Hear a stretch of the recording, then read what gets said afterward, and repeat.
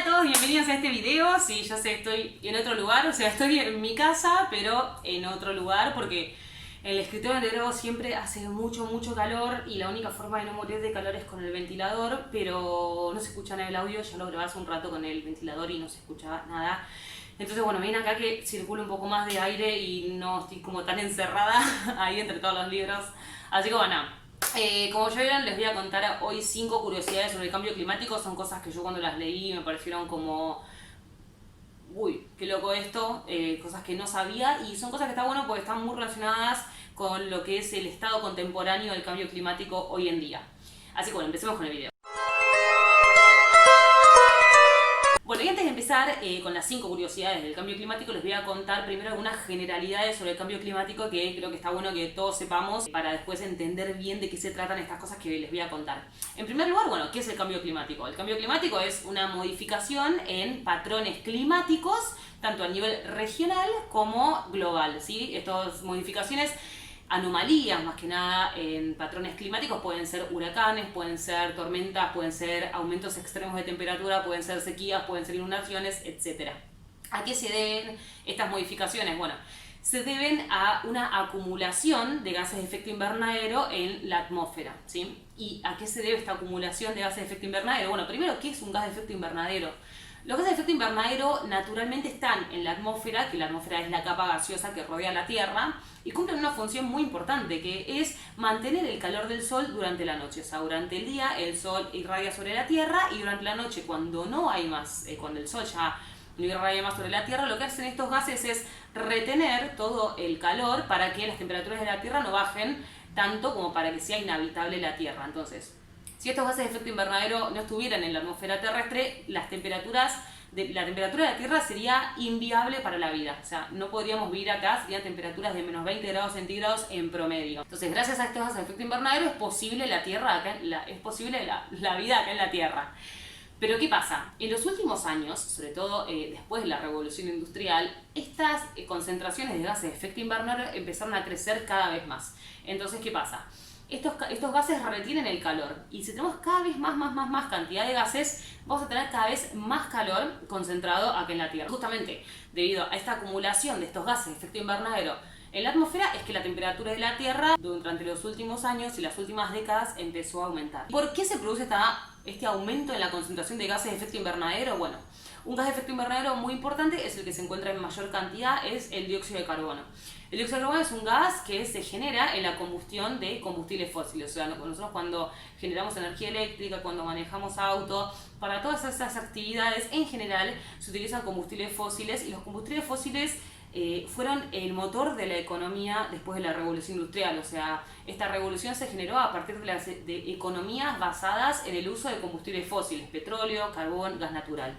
Entonces, justamente para industrializar todas las economías a nivel mundial, estos combustibles fósiles fueron clave. Pero lo que pasa es que hoy en día la mayoría de los países del mundo, casi todos, funcionan a base de combustibles fósiles. Esto genera muchísimas emisiones de dióxido de carbono que la Tierra no puede retener y terminan acumulándose en la atmósfera, y al acumularse acá, justamente como mencioné, hacen este efecto invernadero y la Tierra está cada vez más caliente. Como sabemos, tanto todos los procesos industriales, todo lo que nosotros consumimos, tanto de servicios, energía, agua, comida, bueno, todo eso utiliza energía, que esa energía se obtiene a través de combustibles fósiles. Entonces, bueno, estamos como en un momento en el que es muy difícil parar esta generación de energía a través de combustibles fósiles, porque realmente nuestras economías son basadas en estos consumos. Bueno, y la última cosa que les voy a contar, esta generalidad, es el Acuerdo de París. ¿Qué es el Acuerdo de París? El Acuerdo de París es un acuerdo, como el nombre lo dice, que se firmó en el año 2015 entre casi todos los países del mundo, en donde ellos se comprometen a cooperar. Y ojo con estas palabras, es un acuerdo, no es una obligación, se comprometen a cooperar, o sea, nadie los está obligando y no hay ninguna penalización en caso que ellos no cumplan con lo que dicen que van a cumplir. Bueno, el Acuerdo de París es un acuerdo en el que los países se comprometen a cooperar. ¿Para qué? Para reducir las concentraciones de dióxido de carbono en la atmósfera y que la temperatura de la Tierra no suba por encima de 1,5 grados centígrados, ¿sí? Por encima de 1,5 grados centígrados vamos a tener consecuencias mucho peores que las que tenemos ahora. Y en el Acuerdo de París todos los países se comprometieron a laburar para ir en pos de este objetivo, que es reducir sus emisiones de dióxido de carbono para tratar de parar esta acumulación de gases en la atmósfera. Bueno, vamos con la primera curiosidad que está relacionada con el Acuerdo de París, que en el Acuerdo de París todos los países firmaron este acuerdo donde se comprometen a tratar de reducir al máximo sus emisiones de dióxido de carbono. Y dentro del Acuerdo de París se incluye una declaración en electromovilidad en donde se dice que es un requisito fundamental que el porcentaje de autos eléctricos aumente en las próximas décadas y dan un valor. Ellos dicen que para el 2030, de todos los vehículos que funcionen en el mundo, el 20% tiene que ser eléctricos. De cada 10 coches tiene que haber 2 eléctricos. Y en este mismo año 2030, el 35% de las ventas de vehículos tienen que estar constituidas por vehículos eléctricos. Esto es lo que ellos incluyen acá en esta declaración. La verdad que me pareció un porcentaje muy alto considerando que nosotros en países, no sé, acá en Argentina o en países de Latinoamérica en donde el vehículo eléctrico sabemos lo que es, sabemos que está en el mercado, pero no es algo que esté completamente implementado o que yo no sé, yo no conozco a nadie que tenga un auto eléctrico y creo que una sola vez vi acá en Buenos Aires una estación de servicio con una posibilidad de carga eléctrica. Entonces, bueno, en 10 años, según esta declaración del Acuerdo de París, el 20% de los autos a nivel mundial tienen que ser autos eléctricos. Pero la segunda curiosidad es que existe un límite en cuanto a cuánto podemos usar de las reservas de combustibles fósiles que hay en el mundo. Todo lo que son combustibles fósiles, más que nada petróleo, gas natural y carbón, están, digamos, almacenados en reservas que están abajo de la tierra. Y estas reservas se van extrayendo y, bueno, a medida que pasa el tiempo se van extrayendo, vendiendo y quemando. Un estudio que salió el año pasado de la Universidad de Londres lo que dice es que de todas las reservas hay una cantidad máxima que podemos extraer.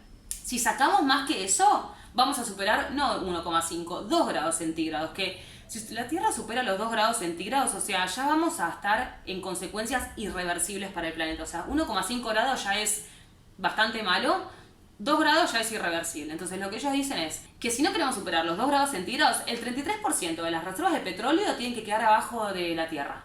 El 80% del carbón que hay tiene que quedar ahí. Y el 50% de las reservas de gas tampoco se pueden tocar.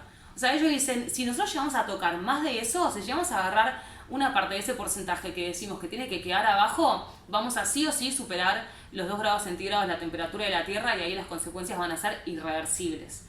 Bueno, esto obviamente es un estudio que es muy reciente, esperamos que se difunda y que se tomen regulaciones o políticas para tratar de que esto se cumpla. Supuestamente hay petróleo para 46 años más, o sea, para 46 años más tenemos petróleo, o sea que si podemos usar...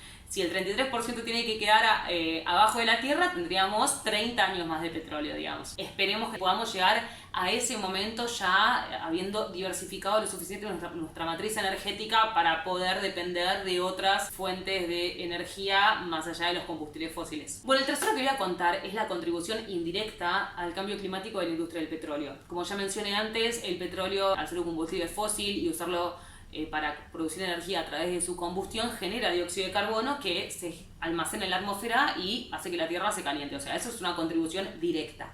Ahora hay una contribución indirecta que fue la influencia en la opinión pública sobre el cambio climático. Voy a contar un caso puntual de una empresa, ExxonMobil, que es una empresa de petróleo, que en los años 90, ellos cuando estaba creciendo mucho su producción y ventas de petróleo, contratan un equipo de científicos para que laburen adentro de sus laboratorios. Y le dicen, bueno, para que investiguen, obviamente, productos relacionados a las cosas que ellos vendían, ¿no? Petróleo, etc. Y estos científicos se mandaban manuscritos internos, o sea, había comunicaciones internas que se mandaban entre ellos y con los directivos de la compañía. Esto era confidencial, obviamente, pero se filtraron hace pocos años. Estos comunicados, ellos lo que decían, los mismos científicos de ExxonMobil, lo que ratificaban era que si se seguían produciendo y vendiendo esos combustibles, o sea, las consecuencias en el planeta podían llegar a ser irreversibles, que esto iba a influir en el cambio climático, que esto iba a tener consecuencias en el calentamiento global y que esto era algo perjudicial para el planeta. Estos son comunicados que salieron a la luz. Tengo un artículo escrito en mi blog en donde pongo esos comunicados, las citas y el paper en donde están todos ahí citados.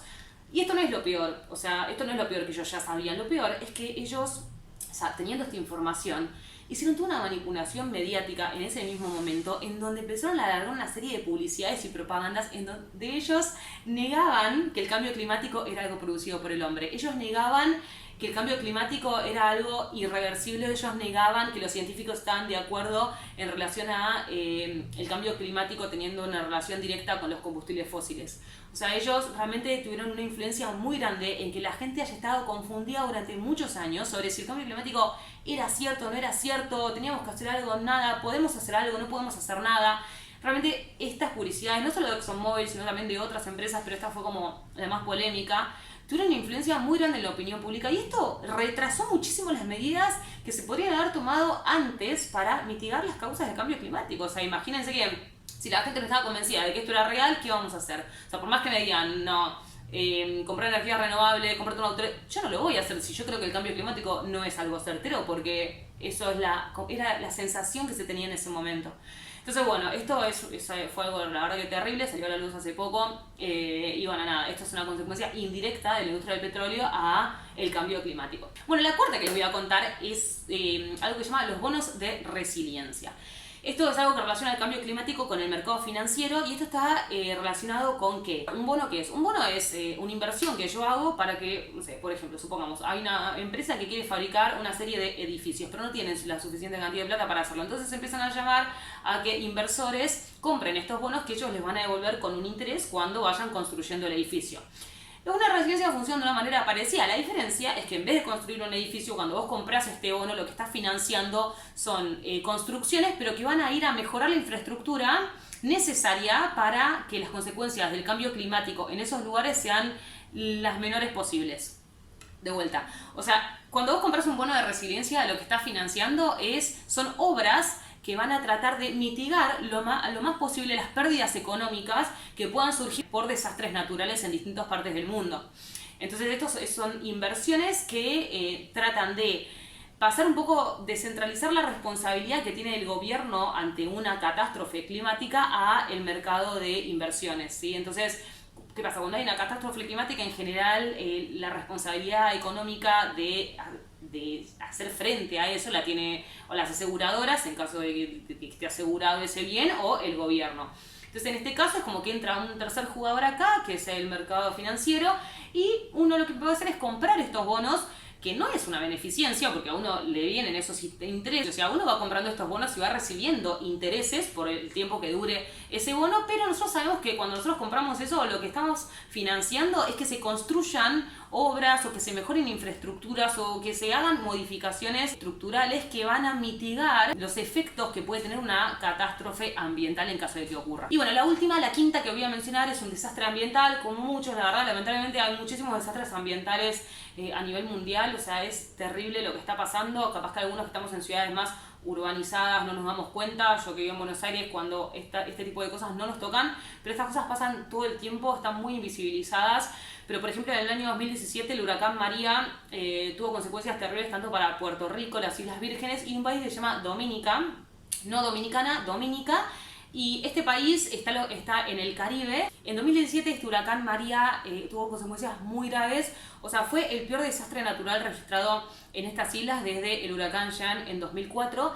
Y se llevó el 90% de los techos de la gente que vivía. O sea, el 90% de las casas de la isla quedaron sin techo.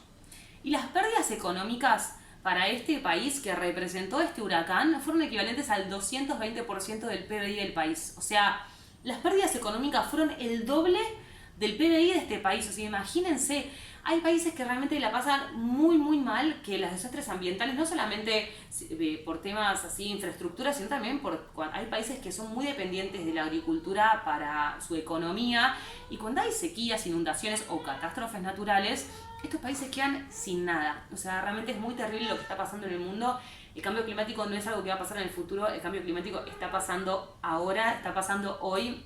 Así que bueno, un poco el mensaje de todo esto es que por favor tratemos de hacer lo más que podamos, hablemos de esto, tratemos de contribuir con acciones que mejoren, que disminuyan nuestra huella de carbono, que ayuden a mitigar las causas que generan todas estas concentraciones de dióxido de carbono.